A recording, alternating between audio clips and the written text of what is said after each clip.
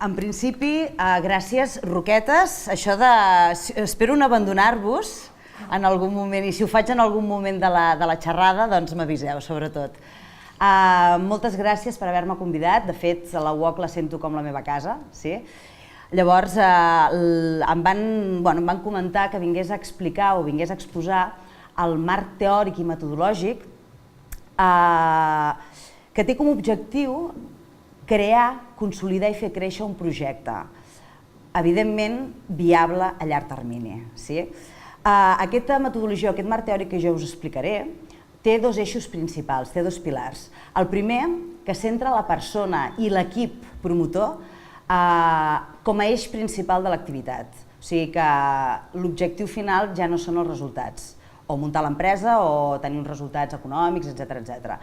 I el segon eix és entendre l'emprenedoria en un sentit ampli. En un sentit ampli en quant a tots els àmbits en què es pot desenvolupar, no només en l'àmbit econòmic, sinó en àmbits informals, que ja ho veurem en detall de quins àmbits m'estic referint, i també el fet de transversalitzar tots aquells elements que són més comuns en les primeres fases d'un projecte i que en el moment que posem en marxa o en funcionament l'empresa i anem avançant, sembla que ens n'oblidem. Realment hi ha tota una sèrie d'elements, tota una sèrie de característiques que són boníssims al principi d'un projecte i que haurien de mantenir-se al llarg del temps. D'això que moltes vegades parlem d'empresaris, empresàries o emprenedors-emprenedores. I estic donant alguna pista. O sigui, en principi, els empresaris i les empresàries haurien de seguir sent emprenedors i emprenedores, d'acord? El programa que us proposo, avui he fet un resum, primer contextualitzarem la metodologia, veurem quines característiques s'haurien de donar en el marc en el qual nosaltres volem implementar aquesta metodologia. Després veurem què significa això d'emprendre en clau de competències. Les competències és un concepte que el treballarem durant aquesta hora que durarà la xerrada, perquè ens comencem a situar, definiríem les competències com un conjunt integrat de coneixements, aptituds, habilitats i actituds que una persona necessita tenir per desenvolupar una activitat, ja sigui una activitat professional o una activitat emprenedora. Després veurem quines serien aquelles bases o aquells pilars que amb el nostre equip, amb aquesta metodologia, creiem bàsiques abans inclús de començar a analitzar la idea de negoci. Mireu què us dic. Serien una sèrie de bases que pensem que tenen molt a veure amb la persona i que realment, si aquestes bases no estan ben fermes al principi, després es farà molt difícil i realment farà perillar la viabilitat del projecte. En aquestes bases hi ha uns factors que nosaltres anomenem d'emprenabilitat, serien aquells factors que incideixen d'una forma directa en la viabilitat o el fracàs de la idea de negoci o del projecte, i entrarem, dintre d'aquestes bases, també entrarem a parlar de què és un procés d'avaluació competencial. Què és i com nosaltres podem fer un procés en el qual puguem identificar les nostres competències i puguem dissenyar un pla de millora competencial. Evidentment, per poder adquirir i millorar aquests coneixements, habilitats, aptituds i actituds. I finalment intentarem fer unes pinzellades d'aquells elements que estarien més relacionats amb el projecte o amb la idea de negoci, com estan relacionats amb les competències i amb aquests coneixements, habilitats, aptituds i actituds que en principi hauríem de tenir com a emprenedors o emprenedores d'èxit. Perquè no sembli un monòleg, si podem deixar les preguntes pel final. Sí, o sigui, la recomanació és tant per Roquetes com per Qui Gandesa, les persones que esteu a Roquetes i a Qui Gandesa. Podem deixar les preguntes al final. Jo, de totes formes, hi ha 3 grans blocs diferenciats de la xerrada. Us convidaré en cada bloc a que em feu preguntes, però si teniu alguna pregunta que creieu que me la podeu fer, no passa res per tallar-me, al contrari. Jo ja aniré regulant la llargada, la dimensió de la resposta, però en principi m'interessaria que si teniu alguna pregunta que creieu que val la pena dir-la en aquell moment, me la traslladeu. Si no us sap greu, jo em sento molt més còmode de peu. Intentaré no fer gaires coses amb el micro i amb la pataca. Molt bé, com tots sabeu, com tots coneixeu i també com tots patiu, estem en una situació que hi ha una sèrie de factors que ens estan afectant d'una forma bastant dura. Aquests factors, en principi, diríem que ens posen alguns reptes que hem de començar a intentar superar.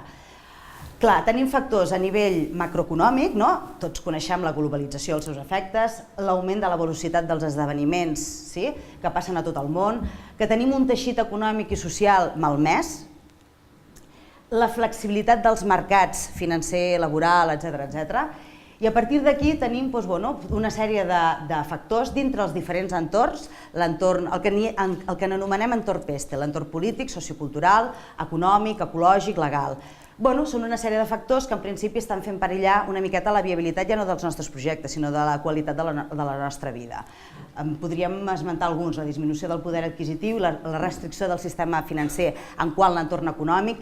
També tindríem en l'entorn sociocultural la disminució del consum i la disminució de la qualitat de vida de les persones, molts canvis legislatius que moltes vegades no sabem ben bé per què ni cap on van. A nivell ecològic, poca broma, empitjorament del medi ambient fins al punt de fer perillar la producció i l'escassetat de recursos, la producció i el consum. La generalització de les TIC, de fet avui som quasi víctimes, en certa manera, en certa mesura, d'aquest factor tecnològic i, evidentment, a nivell de l'entorn legal, disminució dels serveis socials i, evidentment, un empitjorament del benestar d'aquelles persones o aquests col·lectius que estan en risc d'exclusió, que de fet jo crec que ara tota la població estem en risc d'exclusió social, podríem dir. Clar, davant d'aquests reptes, jo entenc que moltes de les persones que escoltareu aquesta xerrada esteu preocupats i preocupades pel vostre projecte. I és molt lícit, un està preocupat per la seva supervivència i perquè les coses li vagin bé, per poder assolir un objectiu a llarg termini, laboral, emprenedor, el que sigui. El que passa que avui en dia, realment aquests reptes són prou importants. Els reptes, al final, són conseqüència de la situació que estem i estem en una situació prou dramàtica com per pensar que ens podem salvar sols o que nosaltres sols ens podem posar les mesures necessàries per vetllar només pel nostre projecte sense tenir en compte pel projecte de les persones que ens envolten i anar més enllà pel projecte de totes les persones d'un territori. Llavors, amb això em refereixo perquè realment és el moment de veure realment com volem viure i què volem fer, a nivell individual però sobretot a nivell col·lectiu. Clar, tot cau en cascada. Podríem dir que les conseqüències dels factors, d'aquests factors, del moviment d'aquests factors que hem dit abans, tenen a veure amb el model econòmic. Sí? Perquè al final l'entorn legal, l'entorn sociocultural, tots aquests entorns estan, no sé si estareu d'acord amb mi, podeu fer així amb les cares, estan a mercè realment de l'entorn econòmic. I per tant el model econòmic és el que ens fixa, el que ens marca les regles del joc. Nosaltres, evidentment, hi tenim influència i tenim coses a veure perquè consumim i perquè, evidentment, prenem decisions cada dia que fa que aquest model econòmic es configuri d'una forma o es configuri d'una altra forma. Però sigui com sigui, el model econòmic imperant fins ara ha estat el model capitalista. En principi ni és bo ni és dolent, com tots els models econòmics tenen les seves coses positives i les seves coses negatives, però sí que és veritat que realment existeix una sèrie d'elements que perversen, sobretot l'objectiu últim que és el benestar de les persones, en general. Clar, precisament surten altres alternatives, algunes són molt antigues, el que passa que en algun moment donat ens en vam oblidar, com per exemple l'alternativa de l'economia social i solidària de John Stuart Mill i Leon Walras, que realment l'objectiu, ells creien que l'objectiu d'una empresa era crear riquesa per tothom, crear benestar per tothom, no només per les persones que promouen l'empresa o promouen el projecte.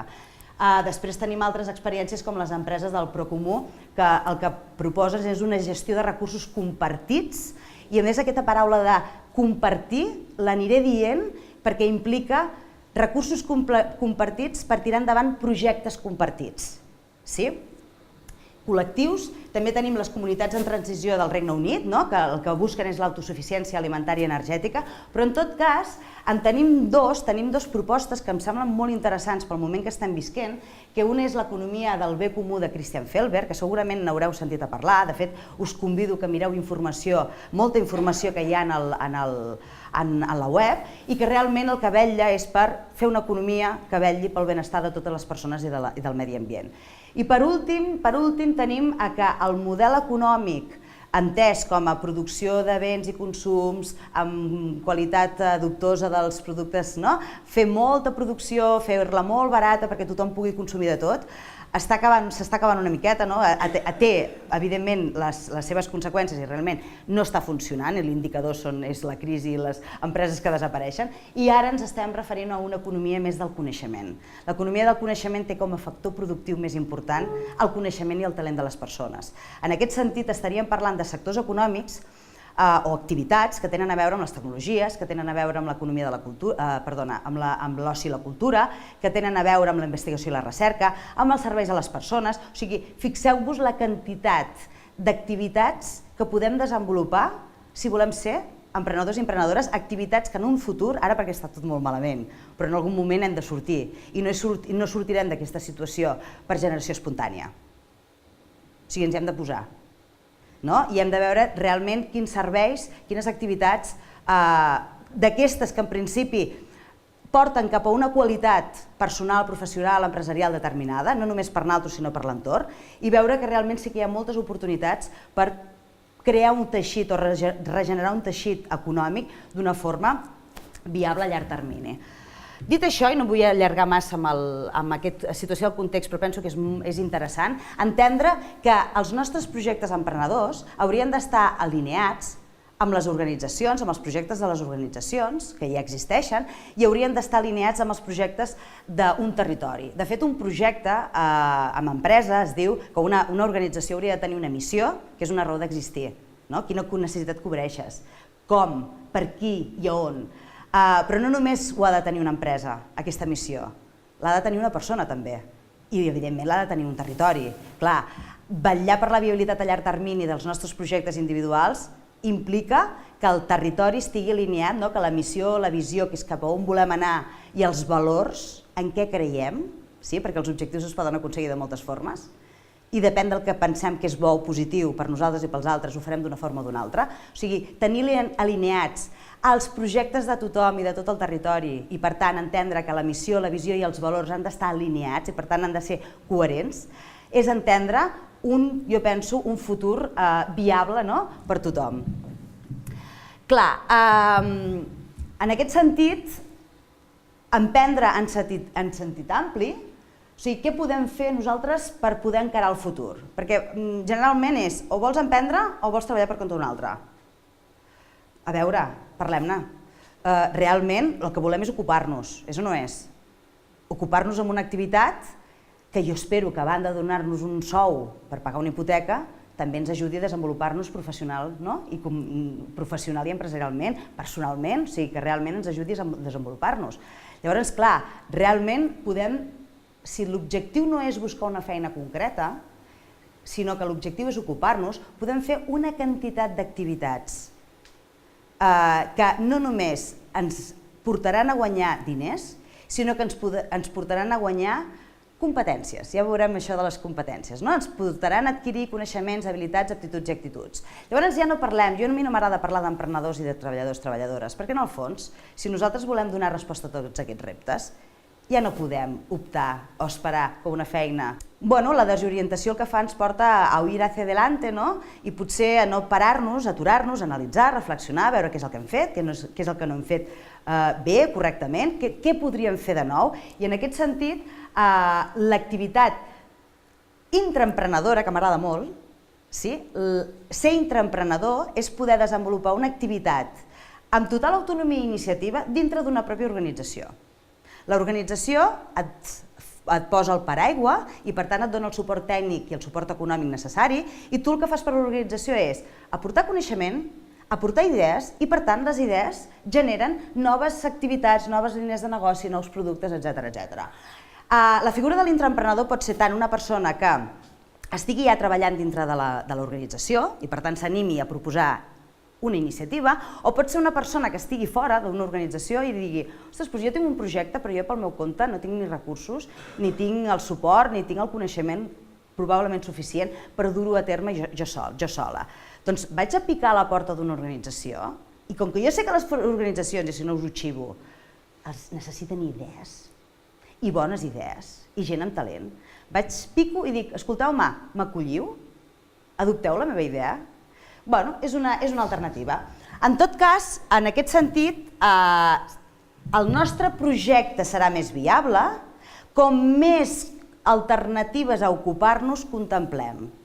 Sí? I en aquest sentit ser emprenedors, emprenedores tant en els àmbits formals com en els àmbits informals. I en l'àmbit formal no només ser emprenedor des del punt de vista que monto una empresa, sinó ser emprenedor des del punt de vista que proposo iniciatives, proposo projectes com el treballador típic que hem conegut fins ara, que fins ara només anava a treballar, anava a treballar, però que realment no s'esperava que les seves idees poguessin ser benvingudes.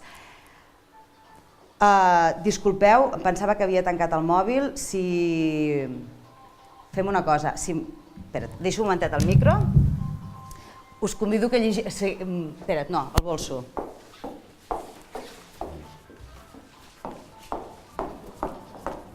Fem una natural, com si no hagués passat.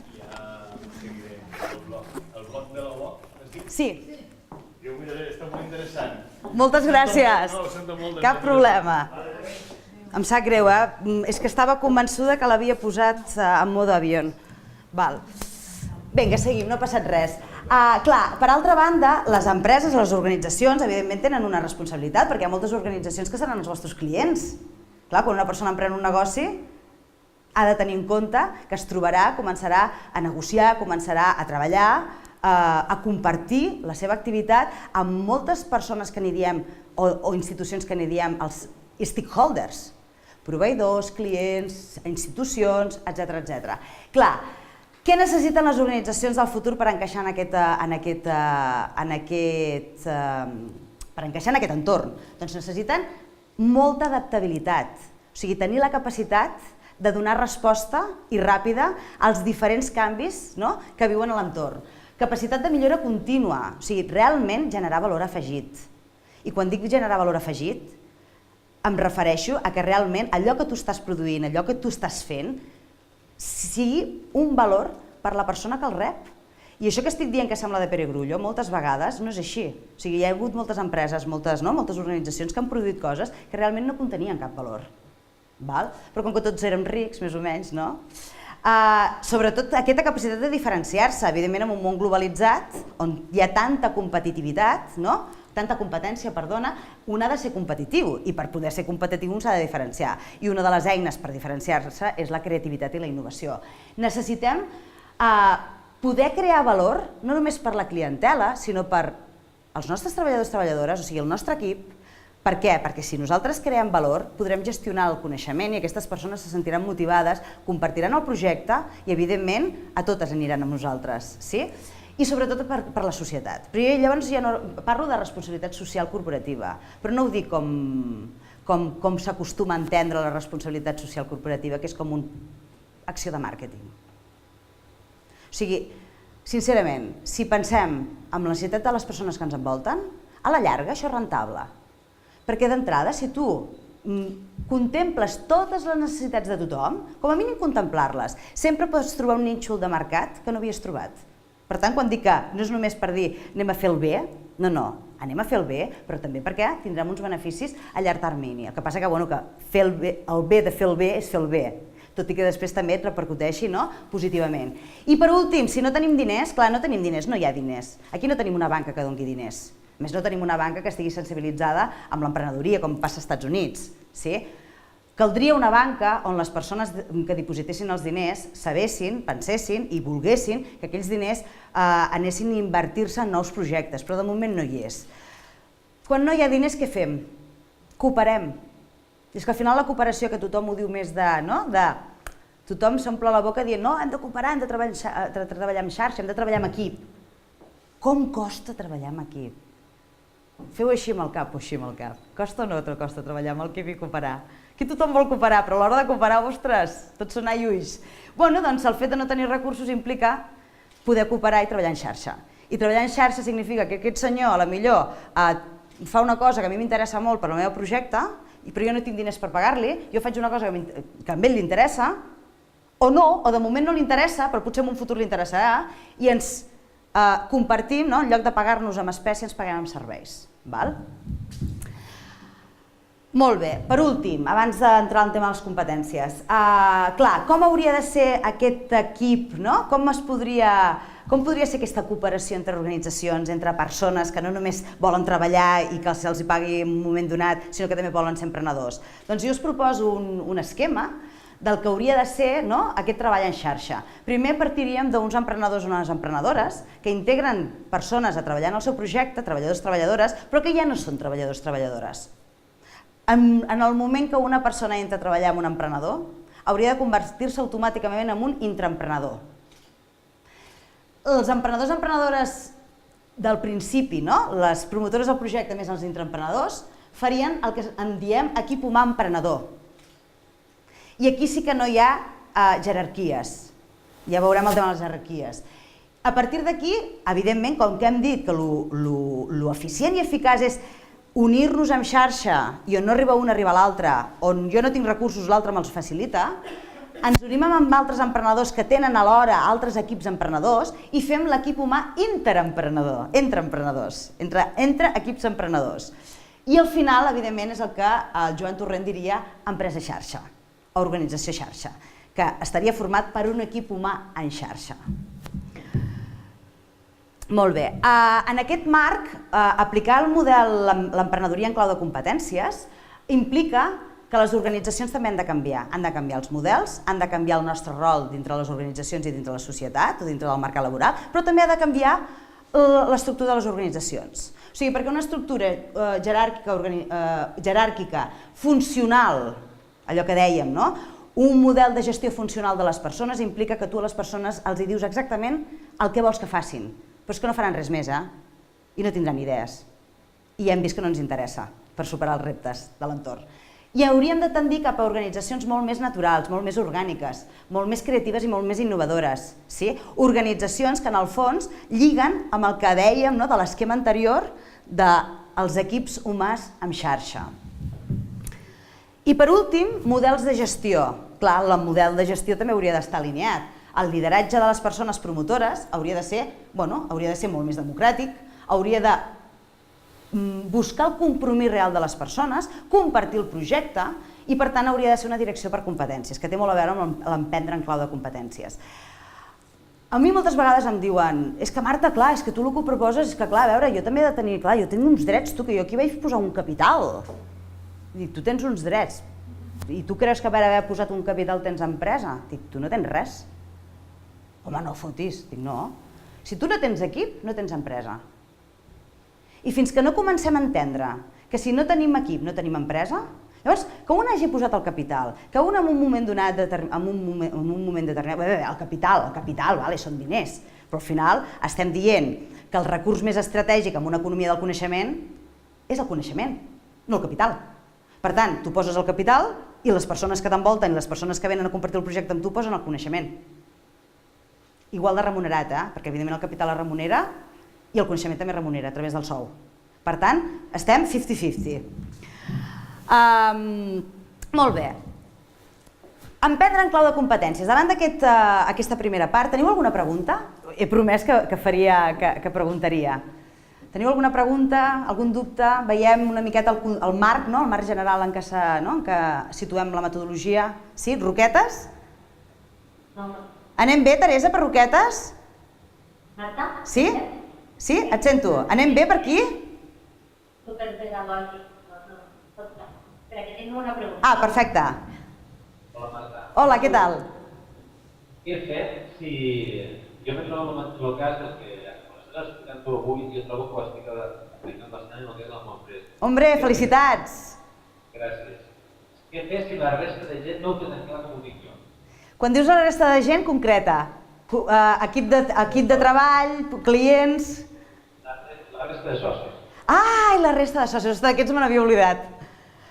La resta de socis, clar, fem una cosa, mira, com que té molt a veure amb les bases del projecte, el que estàs dient tu, clar, jo ara et faria una sèrie de preguntes per veure, per identificar si alguna d'aquelles bases que jo penso que són claus es va complir abans de muntar l'empresa amb els teus socis.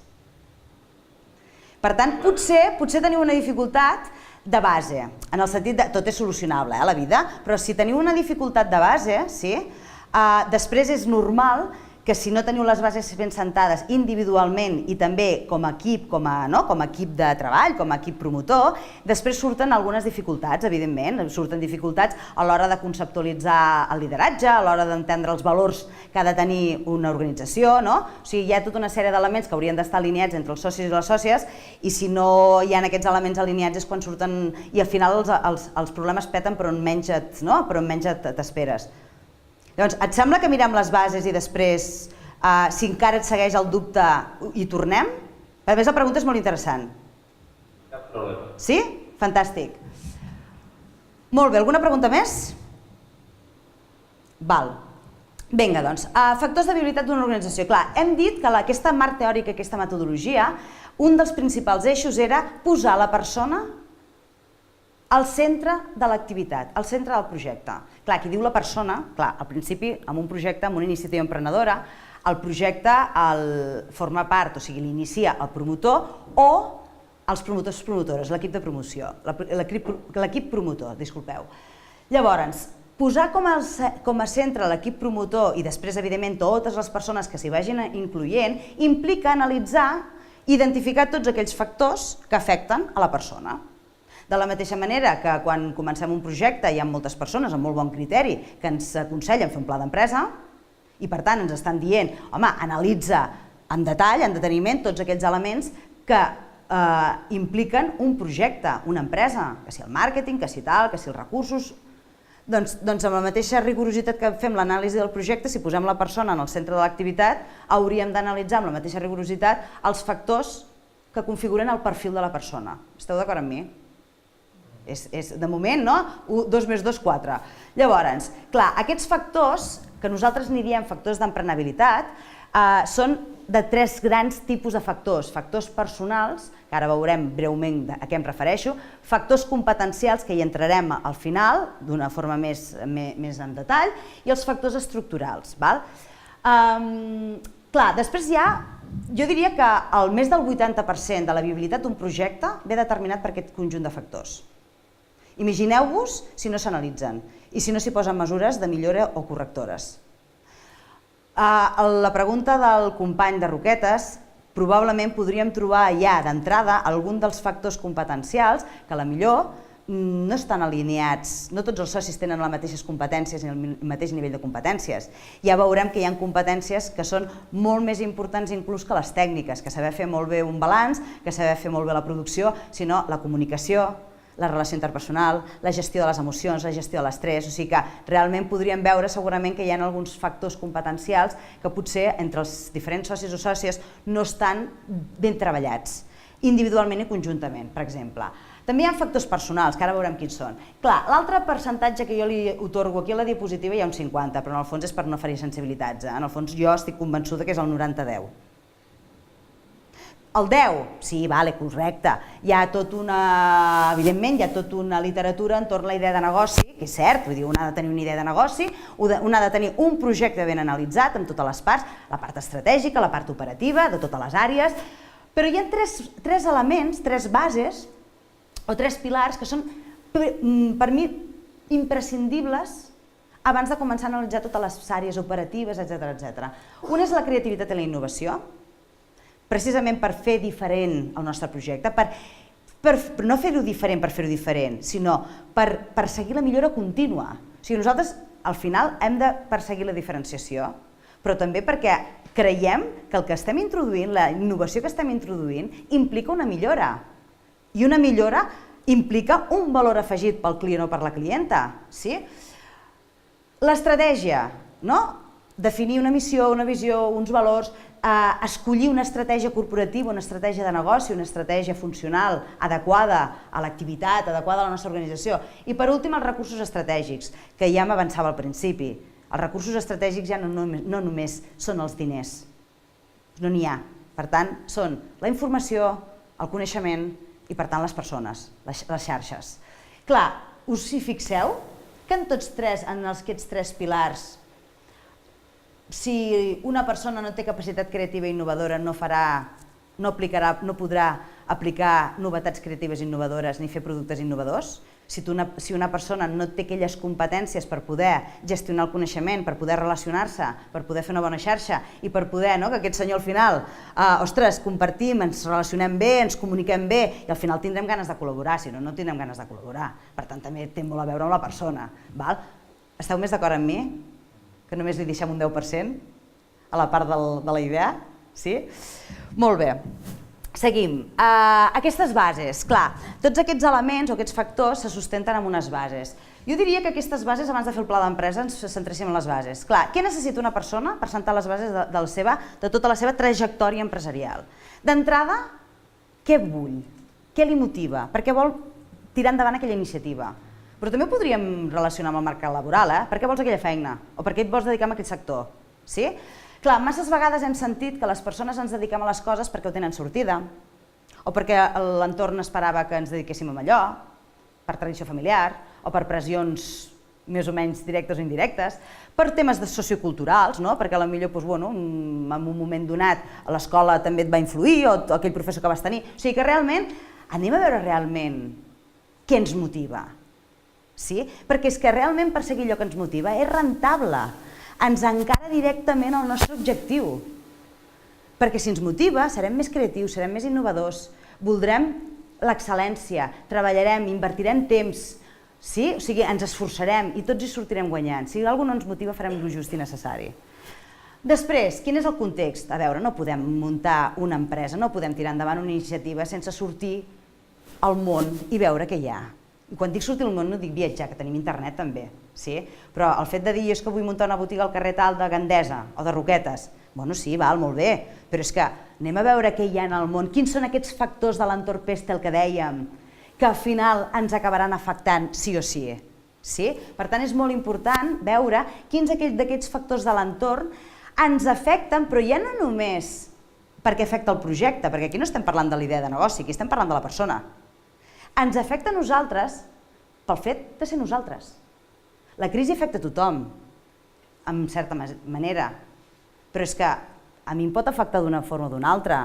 Que hi hagi manca d'infraestructura social i, per tant, dificultat de conciliació per part de les persones de la seva vida familiar i laboral, a veure, a mi, sincerament, a mi no m'afecta, perquè no tinc fills. O sigui que realment hauríem de veure quins són aquests factors que ens afecten i que al final, si no hi pensem, i comencem a pensar, si no hi pensem abans d'iniciar el nostre projecte, ens hi trobarem quan hàgim iniciat el projecte. I us asseguro que en el moment d'aixecar la persiana se us acumularà la feina.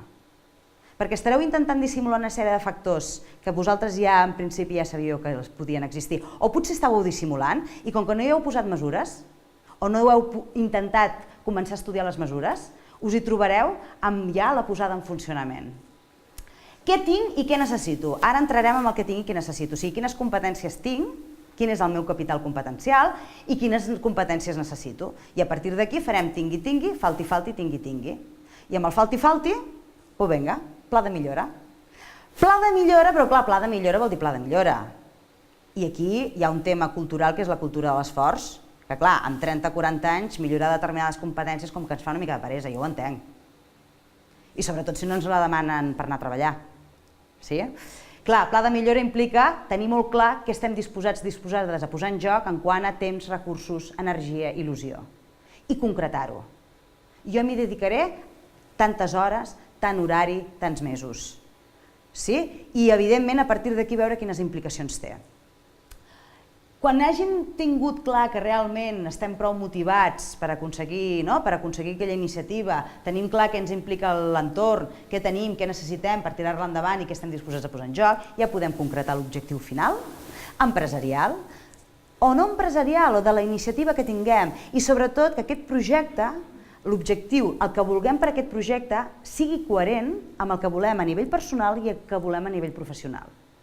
Perquè realment, jo no sé si vosaltres veieu, les persones dels vostres voltants, realment hem passat moltes dècades que estàvem treballant d'una cosa i personalment volíem una altra cosa. I això un territori no s'ho pot permetre. Perquè un territori, si realment ha de créixer, és en base a il·lusió, en base a motivació i en base a treball molt dur. I un si no està motivat, Per tant, potser sí, hauríem de començar a perseguir realment el que ens interessa. Sense voler entrar massa detall, us ho explico així. Hem vist aquest quadre anterior, aquest quadre el teniu en detall, hi ha la part dels factors estructurals, que serien tots aquells factors que venen de l'entorn, la conjuntura socioeconòmica,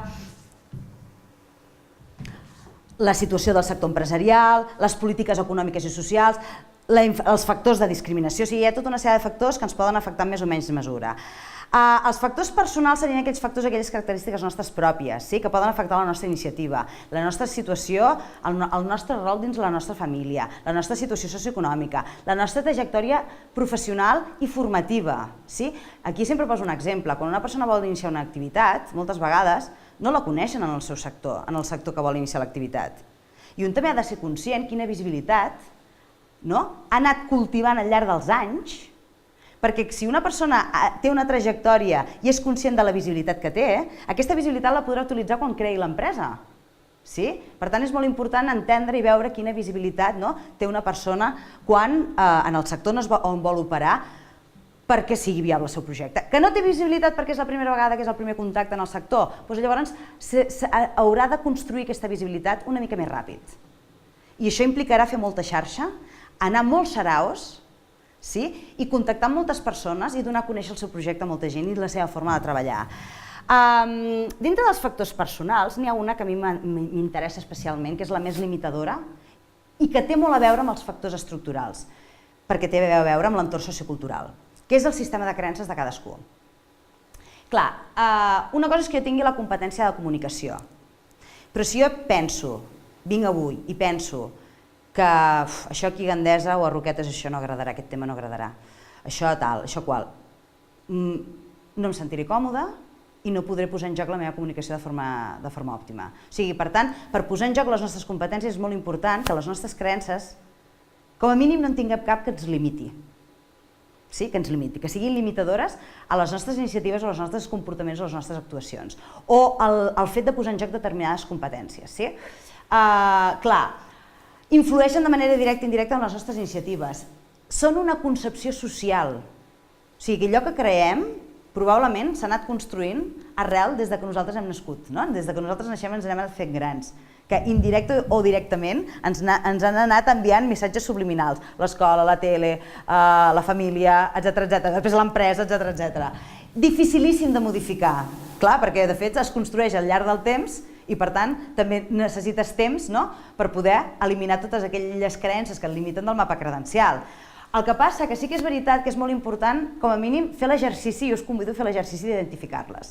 Hi ha un exercici molt bo que jo m'aplico, que és que quan una cosa dic no pot ser, automàticament ja em faig la pregunta, per què no? O quan faig una afirmació massa rotunda, penso, i per què soc tan rotunda amb aquesta afirmació? Encara que em sembli una afirmació òptima, bàsica, sí, o sigui, llavors anar qüestionant-nos les preguntes, la manera de pensar, les idees que tenim, no? O sigui, generalment quan algú ens expressa una idea que és contrària a la nostra, d'entrada reaccionem de forma defensiva. I en lloc d'escoltar, escoltar de veritat, encara que d'entrada sigui un xoc per les nostres creences, el que fem és vomitar tots els arguments de per què nosaltres creiem una altra cosa. I ho fem automàticament. Ostres, mirem, intentem fer el procés a l'inversa. Deix parlar l'altre. És un bon sistema, un bon pla de millora per gestionar les emocions i les situacions d'estrès. Escoltar, no fer res més, sentir què et va passant pel cos, i quan ja no tinguis ganes de matar ningú, de xisclar, pensar que podràs dir el que hagis de dir, a no ser que aquella persona estigui marxant amb l'AVE, tindràs temps de dir-li, d'argumentar-li, de tornar-li a preguntar, de matitzar. No hem de tenir pressa, sí? Llavors, entendrem que aquella persona, potser amb tota la idea que ens està donant no hi estem d'acord, però que si li donem una volta entendrem moltes més coses de les que potser nosaltres havíem contemplat. És un exercici molt interessant. Sigui com sigui, totes aquestes creences en tenim un reguitzell, des que si l'emprenedor neix o es fa. Bona notícia, us vinc a portar una bona notícia. no és ser emprenedor, és tenir les competències per poder tirar endavant una iniciativa emprenedora. El ser és estàtic, un no pot modificar el ser. Les competències es poden desenvolupar, totes. Potser ens costa la vida, ens costa tota una vida. Hi haurà competències que ens costaran més o ens costaran menys, però sí que realment es poden desenvolupar totes. Por el fracàs, aquí podríem parlar del por al fracàs 2 hores seguides. Clar, el fracàs és una font d'aprenentatge, és que és la principal font d'aprenentatge. Que passa que, clar, que estem en una cultura, no vull posar-me en la religió de ningú, judeocristiana, que realment castiga moltíssim l'equivocació, el fracàs, etc. Tendir aquesta seguretat, la feina per tota la vida, la seguretat, un sou fixe, un ta-ta-ta-ta... Doncs hem vist, de fet hem vist, que el sou fixe per tota la vida era una entelèquia, no existia. És més, ha sigut més risc, més arriscat comptar amb una feina per molts anys perquè ens ha desentrenat. Ens ha desentrenat a nivell competencial i a sobre ens ha desentrenat amb una actitud, que és aquesta actitud proactiva d'estar buscant, d'estar amb l'antena parabòlica, si nosaltres tenim l'entorn molt present i que realment ens interessa la informació de tots els tipus d'entorn, etc. Aquesta antena el que fa és estar vius, estar proactius, estar... Llavors, clar, hem fracassat pensant-nos que estàvem optant per la forma més estable i que era la forma més exitosa. El concepte d'èxit té molt a veure amb el fracàs. O sigui, buscar l'èxit conceptualitzat i no el propi èxit. El que nosaltres realment és el nostre propi èxit. Llavors, clar, que si aquella... De fet, els referents d'èxit que tenim a la televisió, persones amb molta presència als mass media, que s'han forrat, que, clar, a veure, és que al final, clar, a mi ningú em posa com a referent d'èxit la senyora que té la panaderia aquí al costat, que haver aguantat 30 anys la panaderia, per mi és un èxit rotund, sí? Té molt a veure amb l'emprenedor empresari de referència. I l'enfocament d'emprenedoria, que això ja ho he explicat al principi, que és tenir aquest enfocament ampli i no relacionar l'emprenedoria només amb una activitat econòmica. D'entrada, perquè com veurem ara, les competències no s'adquireixen muntant una empresa. S'adquireixen, les competències emprenedores s'adquireixen des de petits, en tots els àmbits. Sí? Algunes moltes, les que jo diria ara molt més importants, s'adquireixen des de petits en tots els àmbits. Sense voler, farem un vol d'ocell, ara que ja hem arribat al tema de les competències. Tenim alguna pregunta? Tenim alguna pregunta amb aquesta primera aproximació del que impliquen els factors personals, estructurals, competencials i les bases, aquestes bases? Li faré la pregunta al company de Roquetes. Perdona, com et dius? Albert. Albert. Et sona la música? I pot haver alguna nota que estigui mal posada en la vostra composició societària? El sistema de creences. Sistema de creences. Sí o no? No cal que entris en detalls, però aquesta potser sí que l'hauríem de revisar, no?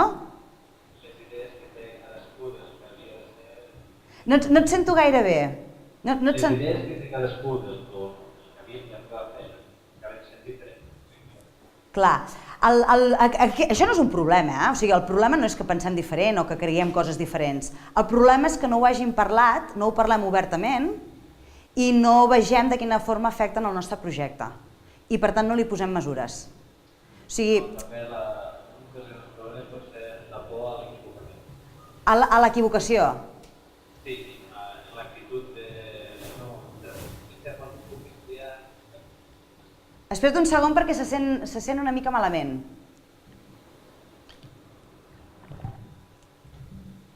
Ara? Ara? Sí, ara sí. Crec que al punt de la por al fracàs queda faltant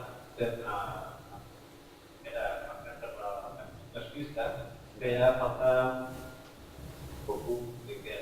i entre parèntesis de l'actitud que aquí insistís molt també, l'actitud que sí que té una mica que sí. La por al fracàs cosa de que te vas a imposar i no deixes a la resta. Clar, és que la por al fracàs té moltes implicacions. Té implicacions a l'hora de la confiança, de delegar, de crear i d'innovar. perquè una persona, clar, la creativitat i la innovació de fet està a l'última part de la xerrada. La creativitat i la innovació, un dels elements més importants és que no sabem si funcionarà. És més, hi ha el 90% que el que tu estàs innovant no funcioni i se'n vagi la paperera. Llavors, clar, tenir por a innovar implica anar a lo segur i això és una creença. Más vale lo viejo conocido que lo bueno por conocer. Doncs això és una creença que t'implica i és una creença perquè tenim por a allò que ens porta a lo nou. I el que ens fa principalment és no innovar i no trobar noves estratègies, noves alternatives, noves maneres de fer les coses, noves maneres de pensar. Perquè per mi la innovació passa per tenir la capacitat de tenir noves maneres de pensar. Aquest procés d'avaluació, el procés d'avaluació el farem un vol d'ocell. Comença, són 4 fases molt senzilles, senzilles en el sentit de senzilles d'entendre. D'entrada, què significa ser competent? Després, veure realment quines competències tinc i en quin nivell les tinc, què tinc dintre la meva motxilla competencial. Després, quines competències té la persona emprenedora d'èxit, conceptualitzant el propi èxit o de referència. I després, de quina forma jo puc millorar o adquirir les meves competències emprenedores.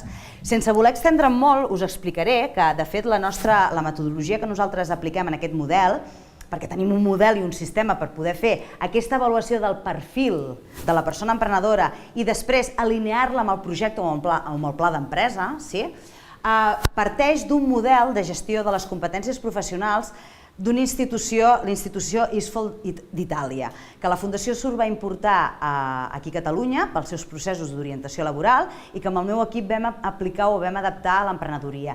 I ho hem aplicat a unes, jo crec que a unes 1.000 i pico persones emprenedores i empresàries. Aquest model, d'entrada, defineix les competències o la competència com el conjunt integrat de coneixements, habilitats, aptituds i actituds que una persona hauria de tenir per poder desenvolupar, en aquest cas, una activitat emprenedora. Clar, els coneixements formen part del saber, les habilitats i les aptituds del saber fer, i l'actitud, que va directament relacionada amb el sistema de creences, amb el voler. Llavors, clar, ha de ser un compendi, per poder tu desenvolupar una competència ha de ser un compendi de les 3. Hem dit també que aquestes competències, aquests coneixements, habilitats, aptituds i actituds, les adquirim des de que naixem i en tots els àmbits de la nostra vida. Ja veurem com les adquirim. Ara ho explico. Però d'entrada us dic que la classificació de competències, per entendre què vol dir ser competent, ISFOL divideix les competències en 3 grans grups, les competències tècniques, les competències de base i les competències transversals. Les tècniques són aquelles que estan molt relacionades amb una activitat, o sigui, són molt operatives, amb una activitat concreta. Si una persona és perruquer o perruquera, necessitarà saber com tallar, com tenyir, evidentment, tota una sèrie de tècniques i coneixements per fer l'activitat. Les de base, en el món laboral, serien aquelles competències que les requerides en l'entorn sociocultural i en el pla formatiu d'educació, del sistema educatiu, tindríem la lectoescriptura, el càlcul funcional, les llengües cooficials, la mobilitat per trobar feina. Clar, amb emprenedoria veurem que és lleugerament diferent, perquè les competències de base, o bàsiques, es diuen bàsiques perquè si tu no tens aquestes competències, cap persona de cap organització probablement et contractarà, perquè són prerequisits per incorporar-te al mercat laboral. El problema de l'emprenedoria, de la persona emprenedora, és que si no té aquestes competències bàsiques, ni té les tècniques, què li pot passar? Que algú li prohibirà muntar una empresa?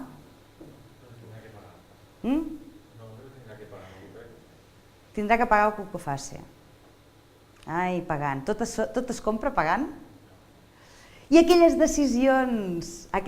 Bueno, gràcies per parlar, ho buscava, si no... Escolta'm, Roquetes, esteu quedant molt bé avui, Però clar, aquelles decisions més estratègiques que tenen molt a veure amb com tu vols portar el teu negoci, com tu vols orientar la teva clientela, o els teus preus, o el teu producte, tot es pot pagar?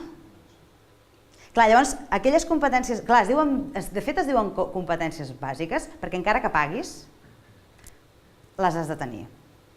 Sí? Sí o sí, després ja veurem quines. Què pot passar? Que ningú t'ho prohibirà, però que la viabilitat del teu projecte baixarà en picat. De fet, al llarg de les dècades, i no és només ara de l'època de crisi, el percentatge de viabilitat d'un negoci se situava en el 80% de les empreses, entre el 80 i el 90, perquè això les estadístiques ningú es posa d'acord, entre el 80 i 90% de les empreses no superaven els primers 5 anys de vida i el 50% no superava el primer any. No sé, igual el del tema de les competències ens pot inspirar que potser busquem culpables amb la crisi, amb els bancs, tal, que sí, que evidentment factors estructurals influeixen, però tots són factors estructurals el que influeixen?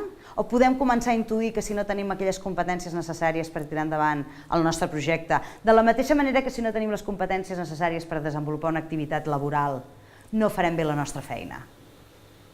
Que passar dintre d'una organització queda més dissimulat, que tots coneixem gent que no té les competències i l'organització no tanca, no? Bueno, no tanca! Clar, la culpa de la crisi, la responsabilitat de la crisi, tot és dels factors externs i de les entitats financeres? O és també com hem desenvolupat les competències i el talent dintre les organitzacions? No sé, jo estic bastant per aquesta línia. Molt bé, dintre de les competències... I les competències transversals... Me les passo perquè són les més importants. Les competències transversals serien aquelles competències que són transversals perquè es poden aplicar a un ampli conjunt d'activitats. Serien les que considerem més personals. Tindríem 3 grans grups. Les de relació, les d'afrontament i les d'identificació o diagnosi.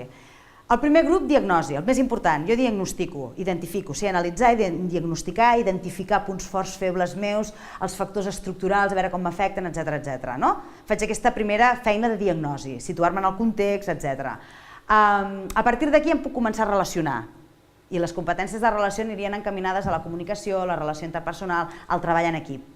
I després ja tindríem aquelles competències que ens permeten posar-nos a fer la feina, que serien les d'afrontament. Hi ha tot un ampli ventall, un ventall de competències que estan, de fet, aquestes competències d'afrontament estan classificades en diccionaris de competències. Diccionaris professionals de competències, a baix a la bibliografia, n'hi ha diversos, però de diccionaris de competències emprenedores, el que tenim, l'eina que utilitzem és un diccionari que ha sigut una adaptació, un compendi de tot aquest treball que s'ha fet en l'àmbit laboral però aplicat a l'emprenedoria i a l'empresa. I el podreu trobar, de fet, no sé si voleu que les persones que heu assistit us passem la presentació, ja que heu assistit presencialment, i que es pot penjar, vull dir que no tinc cap problema. De fet, el contingut d'aquests materials hi poso el Creative Commons Attribution perquè penso que el coneixement ha de rolar. O sigui, el coneixement que es quedi només aquí amb els 4 que estem tampoc no té massa sentit. Molt bé, les d'afrontar tindríem la creativitat i la innovació, l'autonomia, la negociació, la responsabilitat, l'adaptabilitat, la gestió de l'estrès, o sigui, la gestió del coneixement, tindríem totes aquelles competències que ens permeten ja afrontar la feina. Com es construeix o com es millora una competència? Doncs per un simple procés d'experimentar, identificar i transferir. I us posaré un exemple. Clar, totes vosaltres teniu competències, és o no és? I a més, si posem ja les transversals. Probablement sou molt conscients d'aquelles competències més tècniques, perquè d'entrada són les que estan reflectides en el vostre currículum. Sí? I què acredita que teniu aquelles competències? La trajectòria a la vida laboral i els certificats de formació. Què passa? I les transversals? Algú està fent ara mateix alguna activitat, aquí de Gandesa o a Roquetes, alguna activitat que sigui informal, dintre de l'àmbit de l'oci i la cultura? Que sigui confessable. Home, si no és confessable, si és una mica així més diferent, també l'acceptem, No sé, algú és de la colla dels castellers. Teniu castellers per aquí? No, això és més cap allà de Valls. Algú fa algun deport, algun esport, practica algun esport? Potser sou tímids i no voleu confessar-ho? O potser esteu cometent algunes... Les activitats d'aquí són més... Bueno, no sé, per exemple, imaginem-nos que hi hagi una persona, a Roquetes tampoc ningú vol confessar la seva activitat dintre de l'àmbit informal, oci i cultura? Hola? Hola, a ver, la chica de Víctor. Fas ganxeti? I mitja. Ho fas sola o acompanyada? Ho fas acompanyada. Sou un grup. Dones i homes? Sí, venen, sí, en un bar. Molt bé, m'encanta aquesta activitat. M'encanta. Per allí aquí a Gandesa tenim una noia que volia dir alguna activitat també.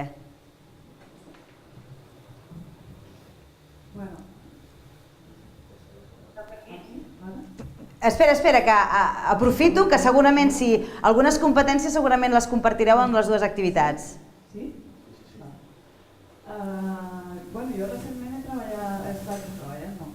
he col·laborat amb una associació, una cooperativa de consum ecològic, intentant dinamitzar un grup de consum local. Dintre una cooperativa que té productes que no són d'àmbit local. I al mateix temps intentar dinamitzar activitats lúdiques al voltant del consum ecològic, tallers de cuina, aquest tipus d'història. Molt bé. Més gent, però bueno, que han tirat una mica de... Però realment amb aquest tema m'he il·lustrat una mica precisament per a les relacions humanes i per a la resposta, no? És que el problema de les persones som les persones, no? Però bueno, tot això em sona una mica, no? Bueno, la bona notícia és que es pot millorar. No, es pot millorar, es pot millorar. Anem a veure com. I sobretot quan es tracta que millorin els altres a vegades, no només nosaltres, que aquí és una miqueta on realment ens sentim més desorientats. Com puc fer que els altres millorin les seves competències? Anem a aprofitar que les dues activitats tenen en comú moltes de les competències transversals que hem dit. Per exemple, quines habilitats o quins coneixements o quines aptituds i actituds creieu que comparteixen aquestes dues activitats? Les que us vinguin al cap. Què busquem la relació entre les persones? Relació interpersonal és una competència. Mireu, la gràcia de les competències dels diccionaris, és que estan definits tots els elements que entren dintre d'una competència. Llavors, es diu relació interpersonal, o n'hi posem l'etiqueta de relació interpersonal perquè tots ens entenguem. Però després dintre de la relació interpersonal implica relacionar-se satisfactòriament, saber demanar ajuda, poder donar la teva opinió a un altre, encara que sàpigues que és contrària, que això també forma part de la relació interpersonal. O sigui que hi ha tota una sèrie d'elements que és interessant que us mireu als diccionaris perquè a l'hora de poder millorar i treballar amb les vostres competències també veureu què implica cada competència. Relació interpersonal, què més? Quin més altre? La noia de Roquetes, com et dius? Susana. Quina més penses? Et dius? La Sílvia ha dit la relació interpersonal. Quina altra competència millorem? O estem posant en joc amb aquestes activitats que esteu fent? No parleu gaire, no? Quan feu mitja no parleu, no? Sí, la comunicació... Hombre! De fet, no és l'excusa?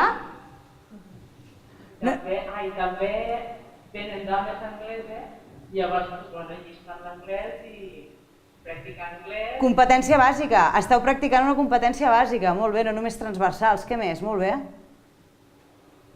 Després, la relació generacional, perquè ve gent jove i gent gran, i aprenem els joves dels grans i els joves. Home, la situació en el context és una competència que implica saber les normes escrites o no escrites, i com que les no escrites generalment són la gent més gran qui les coneix, probablement podeu agafar el coneixement per després aplicar-ho a les vostres vides.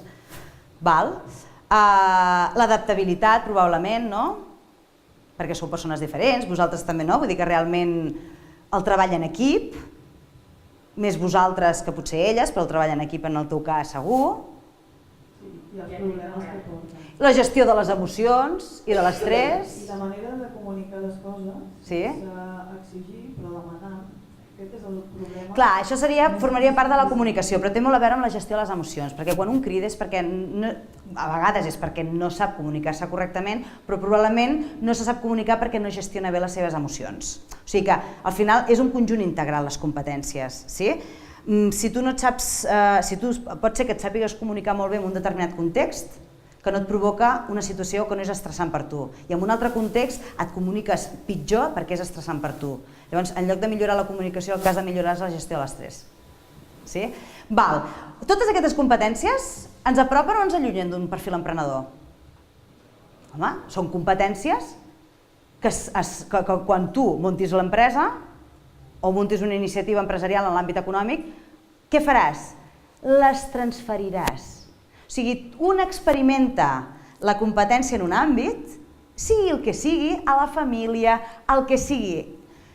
Identifica com ho està fent i quan es troba en un altre àmbit que necessita aquest recurs, fa transferència. Evidentment, fa transferència amb una altra competència important, que és la situació en el context. La situació en el context és una competència d'identificació del primer gran grup, que et permet entendre quins requeriments té aquell context en concret. S'entén això de la transferència? Experimentar, identificar i transferir en un altre àmbit. Què passa? Que tenim la capacitat, encara que no hàgim muntat cap empresa, tenim la capacitat fantàstica de transferir totes aquelles competències que posem en joc a molt bon nivell en tots els àmbits al nostre projecte emprenedor, al nostre projecte d'empresa.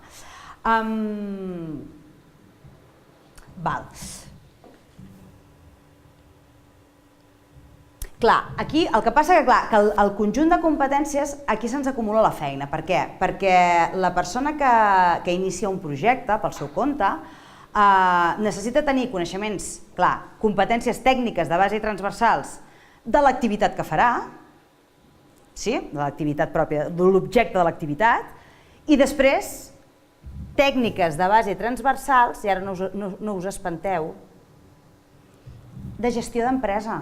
Hem de poder gestionar una organització i hem de tenir coneixements tècnics. Nosaltres n'hi diem coneixements d'estructura. Els coneixements d'estructura primer serien aquells coneixements i tècniques necessàries per dur a terme una direcció estratègica de la teva empresa. Què passa? Que el coneixement no és innat. I encara que un munti una pastisseria o una botiga de roba o un petit negoci en un moment donat, necessita entendre alguns coneixements d'empresa, de com es dirigeix una empresa, de com tot el tema del màrqueting, tot el tema de la gestió dels recursos econòmics.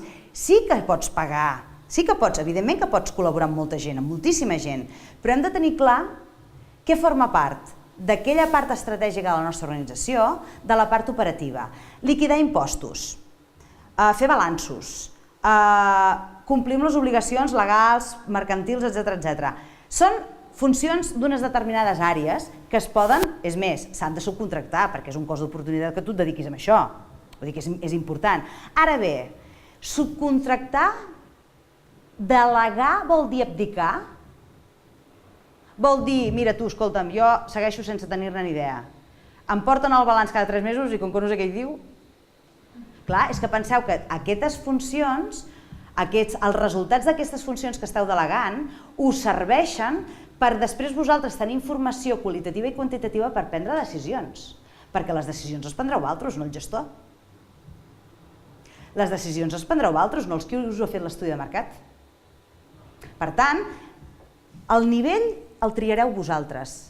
El nivell de coneixements tècnics, de coneixements de base i transversals, que aquí tinc, diguéssim, sense ànim que entrem en detall, clar, el nivell el coneixereu vosaltres, sobretot perquè l'aplicareu a la vostra activitat, a la dimensió de l'activitat, al tipus d'activitat, el tipus de recursos que hàgiu de gestionar a la vostra activitat, però jo us diria que les competències de base són necessàries, bàsiques, perquè si aquestes no es tenen, la viabilitat del vostre projecte cau en picat.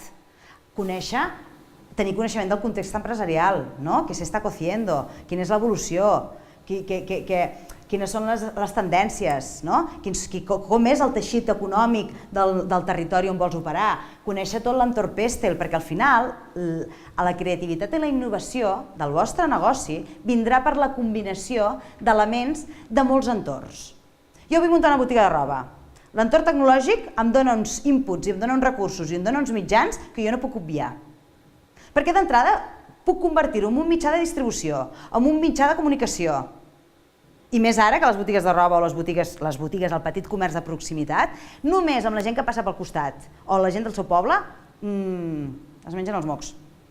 O sigui, la botiga no pot acabar a l'aparador. La botiga ha de tenir, independentment que després facis comerç electrònic a tot el món, ha de tenir projecció global. L'entorn legal l'hem de poder conèixer, hem de veure quines lleis, què estan subvencionant. Perquè si nosaltres potser sabem per on tiren les lleis, per on tiren les subvencions de la Comunitat Europea, podrem avançar-nos i fer propostes de serveis, de productes, etc., que a mi me facilitin i em beneficien aquestes lleis. Clar, a mi, per exemple, hi ha una llei que em beneficia molt, però no me n'he donat ara.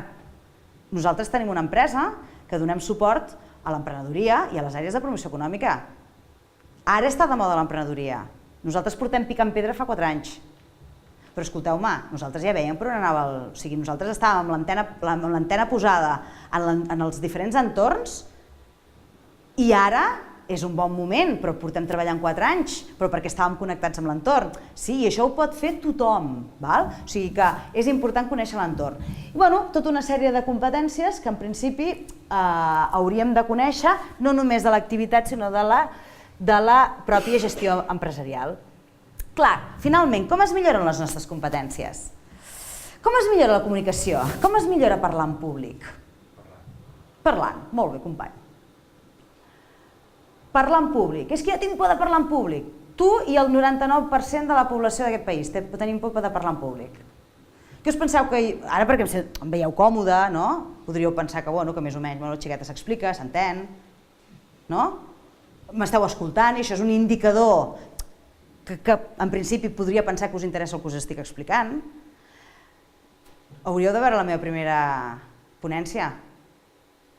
O sigui, vaig sortir d'allí i pensaran que estic fatal, o sigui, no se m'ha entès, no vaig explicar el que volia explicar, saps allò de venir a hablar de mi llibre? No vaig explicar el que volien explicar al final, o sigui, clar, la por al fracàs. Clar, si jo hagués fet cas a la primera emoció, al primer sentiment que vaig tenir en la primera xerrada en públic, us juro que avui no estaria aquí. Llavors què passa? Que, experimentes, que malament que estic, que malament que m'he sentit, que fatal, em vull morir, no? Em vull morir, vull desaparèixer. A dir, identifiquem què has fet malament, Marta. Vinga, anem a identificar, vale. No ho vas assajar prou, em responsabilitzo. No ho vas assajar prou. No coneixies prou bé el perfil del públic que vindria. Pam, vaig identificant tots aquells factors que jo sé que no he posat en joc de forma correcta. Què faig? Ho identifico i ho torno a transferir en una altra xerrada, que pot ser que no sigui una ponència, que sigui una classe a la universitat, o que sigui una comunió en la qual m'animo a fer el discurs, perquè vull practicar parlar en públic. Llavors, clar, per millorar les competències, entrenar, formar-se, experimentar, investigar.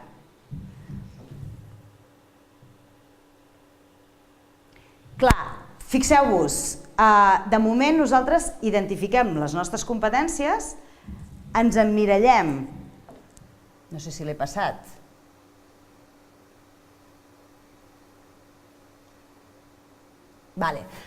identifiquem el nostre perfil, identifiquem quins són aquells factors personals, estructurals i les competències que tenim en bon nivell. Ens emmirallem amb el perfil aquest de referència amb aquest quadre que ja us heu espantat quan l'heu vist. I a partir d'aquí fem falti, tingui.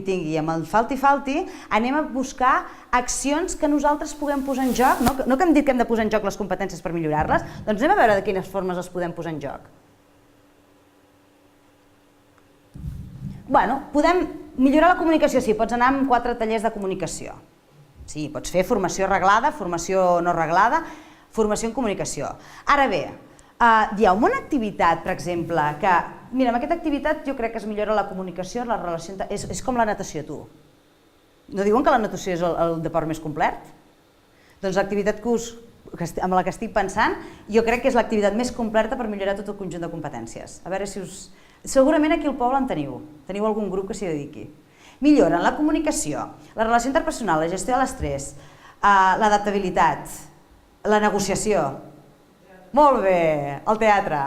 Clar, jo us dic, podeu anar a un curs de comunicació o podeu apuntar-vos al Teatre del Poble. O millor, perquè llavors a sobre milloreu la iniciativa i l'autonomia, que és muntar el vostre propi grup de teatre. Amb l'objectiu de fer teatre, no, amb l'objectiu de millorar determinades competències. Per tant, teniu una quantitat d'activitats socioculturals que us ajudaran i que a sobre no us costaran ni un duro.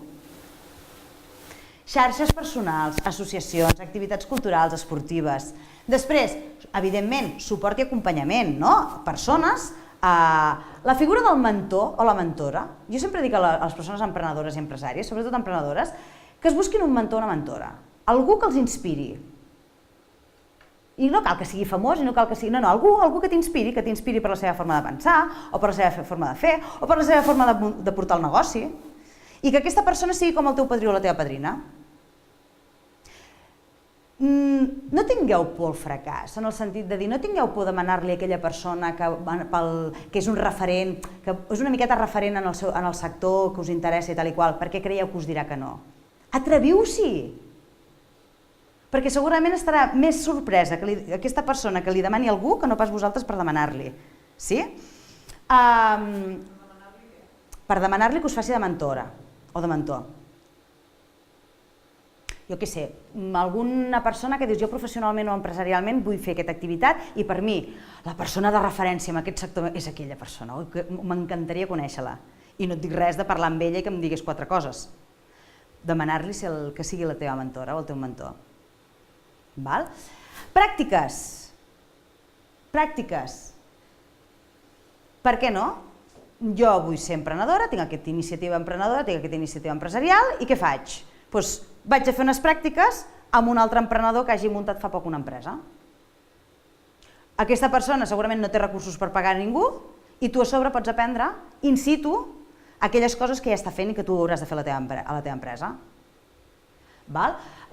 Sí. ¿Sí? No, porque a veces esconden cosas. Pero es claro, pero mira, tú has dicho dos cosas, has dicho pero y esconder. Vamos a analizar estas dos palabras. Pero, mira, los peros es la principal creencia limitadora que tenemos. Tendría que ser una palabra que substituyéramos. O sigui, per què? Perquè el però no ens dona més. Si nosaltres diem, podem fer això, però, podem dir, podem fer això, no obstant hem de mirar. El però és, ja no ho faig. Ens porta a no fer. La competencia que te deja aprender todo ya no es competencia, son límites, no están preparados. ¿Cómo? La competencia te deja aprender todo de ellos. Ah, quieres decir que la competencia... Vale, que la competencia... Vale. Vale, lo que pasa es que, a ver, aquí tenemos que tener... Yo siempre digo que si uno quiere montar un negocio de algo, que se vaya a trabajar una temporada con la mejor empresa que hace esa actividad. Así de claro te lo digo. De hecho, los grandes cocineros del mundo han aprendido con los mejores. ¿Tú te crees que los mejores pensaron, ay, que no se lo enseño porque seguro... Pues claro, ya sabían que se irían. ¿Seguro? O sea, que cuando tú tienes a alguien bueno en tu empresa, sabes que se va a ir, pero esto es como los hijos. ¿Qué va a hacer ante esto? ¿Escondes o de entrada ya no lo quieres, tal? O dices, pues bueno, me voy a aprovechar de su talento, me voy a aprovechar de tal y quizás cuando se marche, a lo mejor podemos acabar cooperando, porque a uno las ideas se les terminan. Y cuando yo digo cooperar, me refiero a esto. O sea, yo puedo competir, que no es competir. Competir quiere decir que yo puedo en un momento dado hacer lo mismo que tú, y somos competidores, pero en un momento dado podemos hacer algo juntos. ¿Sí? Es difícil. El esconder, si vamos a cooperar no podemos esconder. El pero, ostras, el pero por un pompero. Montañas de peros. Los peros, la montaña de peros no nos deja ver el objetivo. ¿Sí? Y además, el problema es que tiene razón, tenemos un sistema de creencias que estas palabras, ¿no? Bueno, son las que acaban forjando nuestros comportamientos, ¿vale? Y siempre ir con la verdad. O sigui, jo penso que s'ha de ser honesta en aquesta vida. I si tu t'apropes amb algú per col·laborar-hi, li has d'explicar les teves intencions. Que no, aquella persona no vol d'aquella forma, amb aquelles regles del joc, no passa res una altra, fins que el trobeu. perquè hi ha molta gent que realment treballa molt bé, té moltes ganes de cooperar i que està fent projectes molt interessants, d'acord? Estades, visites, viatges, anar a conèixer, sí? I, bueno, si esteu treballant i encara no heu iniciat el vostre projecte, ser intraemprenedors, començar a fer la prova pilot. La vostra prova pilot del vostre projecte empresarial podria ser, des d'on esteu ja treballant, proposar alguna iniciativa, per petita que sigui, i tirar-la endavant. Però és així, que no m'ho acceptaran, que no ho voldran, que... bueno, mil coses. Bueno, però d'entrada no hi teniu res a perdre, perquè en el moment que ho proposeu ja esteu desenvolupant competències. La gestió de l'estrès per veure com reaccionaran. La comunicació per intentar-ho explicar perquè s'entengui. La relació interpersonal perquè li estàs dient al jefe que no et cau gaire bé, o a la jefa que potser no teniu una bona relació. O sigui que substituïm el pero per, en lloc de ser peros, són oportunitats per millorar les nostres competències i així apropar-nos a la nostra iniciativa i al nostre projecte emprenedor.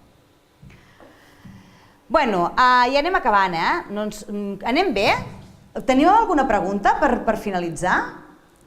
No acabem, vull dir que tinc 5 minuts per finalitzar, però fins aquí tenim alguna pregunta, Roquetes? És que us veig tan petitets que no sé ni quan sou. Sou com minis, esteu minis? I mira que sou grans persones, Vale, doncs vinga, tirem res, 2 minuts per finalitzar i ja, si voleu fer torn de preguntes, fem torn de preguntes. Llavors, aquest seria la teoria del llapis. Aquí resumiríem el procés d'emprendre en clau de competències. És molt fàcil, és el resum de tot el que hem dit. Abans de tirar endavant una iniciativa, o en el moment de tirar endavant una iniciativa, hi ha d'haver una fase d'identificació del meu perfil professional. Com estic jo? Quin és el meu material, la meva matèria primera? Quins factors... Clar, què fem? Analitzem les bases, la motivació, l'entorn, el que tinc, el que necessito, el que em falta i com ho milloraré. Analitzant què? Els factors estructurals, personals i competencials. A partir d'aquí, quan jo ja tinc el meu pla de millora competencial, doncs miré de millorar la comunicació i la relació interpersonal, per exemple. Doncs em poso a elaborar el projecte empresarial. El projecte empresarial té dues parts importantíssimes. La part estratègica i la part operativa. L'anàlisi estratègic d'un projecte implica definir una missió. Els elements d'una missió són quines necessitats concretes cobriré, com les cobriré i a qui les cobriré i on les cobriré. Una visió, en què em vull convertir d'aquí 5 anys. I uns valors, els valors que realment són propis. L'organització té els valors o acaba posant els valors en joc que tenen les persones promotores. O sigui, deixem-nos de tonteries. Tu digue'm quins valors, en què creuen les persones promotores i et diré en què creurà l'empresa. I et diré quin tipus de persones i quin tipus de gestió portaran, o sigui, en quins valors acabaran empaltant a les persones de dintre l'empresa. Un promotor poruc, poc cooperatiu, poc comunicatiu i que no vetlli per la transparència de la informació, tindrà un equip de treball poruc, poc comunicatiu i que no vetllarà de la transferència d'informació entre els seus companys. Sí? Quasi que és una fórmula, això. Clar, però per analitzar aquesta missió, aquesta visió, aquests valors i aquests objectius, un ha d'analitzar el macroentorn i analitzar el microentorn. Aquí sí, amb la idea de veure si el projecte, la idea de negoci, com respira, en l'entorn i amb el segment de mercat i amb la clientela potencial, amb els proveïdors, etc. I després, a partir d'aquí, ja podem definir quins productes i quins serveis. Doncs jo vull vetllar perquè els emprenedors i les emprenedores puguin fer projectes viables a llarg termini. Aquesta és la necessitat que jo cobreixo, és la meva missió. I a sobre vull recolzar el teixit econòmic perquè pugui reconstruir-se i pugui sentar-se sobre les bases d'un model econòmic de l'economia del bé comú. Toma ja. Això és la meva missió. Ara com ho faré? Ho puc fer en formació, ho puc fer amb projectes determinats, ho puc fer amb assessorament. O sigui, hi ha moltes formes, molts serveis i molts productes que jo puc fer a partir d'una missió. En aquest país, moltes empreses no tenien la missió clara i vivien d'un producte. Clar, el problema és que quan tu vius d'un producte, és que jo faig formació. Clar, quan se m'acaba aquella formació, se m'acaba l'empresa. Ara, és que jo cobreixo la necessitat de recolzar aquest col·lectiu i tal per això. Doncs si se m'acaba la formació, puc fer d'altres formes. Puc publicar llibres, puc fer revistes, puc fer xarxes, puc fer 1000 coses.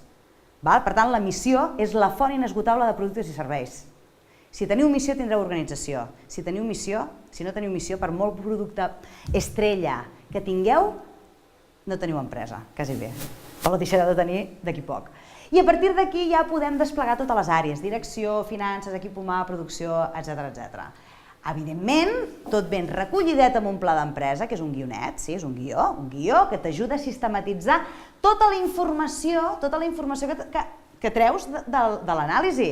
Però, no hem de seguir un guió per fer l'anàlisi, perquè quan nosaltres analitzem l'entorn, quan nosaltres analitzem la clientela o els possibles col·laboradors, no ens apareixen ens apareixen per ordre. Llavors què passa? Que intentem afrontar un guió d'un pla d'empresa i ens agafa un aneurisma, perquè intentem analitzar en funció del que ens van preguntant, i no és així.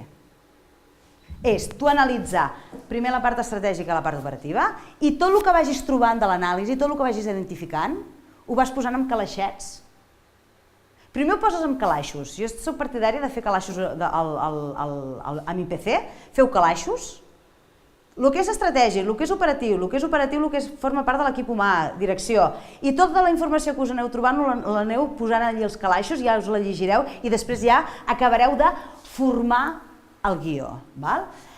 Clar, elaborem el pla d'empresa, no ens n'oblidem del pla de millora, elaborem el projecte, analitzem tot el projecte, posant en joc les competències, millorant les competències que hem identificat que teníem amb menys nivell. Un exemple molt ràpid per acabar. Jo, per exemple, a mi imagineu-vos que em costi una persona que li costa la comunicació i la relació interpersonal, li costa relacionar-se. Clar, és molt diferent que aquesta persona, sense haver identificat que li costa, potser ha identificat que li costa, però potser no ha identificat el que li suposa que no ho faci. Doncs aquesta persona començarà a analitzar l'entorn, que per analitzar l'entorn necessites conèixer molta gent, necessites relacionar-te amb les persones, etc., conèixer clients futurs, proveïdors, etc., i no ho fa. I sap la literatura, i no ho fa. I tu estàs assessorant-la i veus que no ho fa, i dius, ostres, però quin problema té? Però si sap els passos, hem fet el pla de treball. Quin problema té? Doncs que és una competència, el problema és la competència, no és que no entengui la part de l'anàlisi del projecte. Llavors, si aquesta persona prèviament sap que necessita un pla de millora per millorar la comunicació i la relació interpersonal, no només no evitarà fer-ho, sinó que li posarem per deures. I li direm, escolta'm, aquesta setmana has de veure 3 clients futurs o 3 proveïdors del teu sector o has de contactar cada setmana amb 2 experts diferents.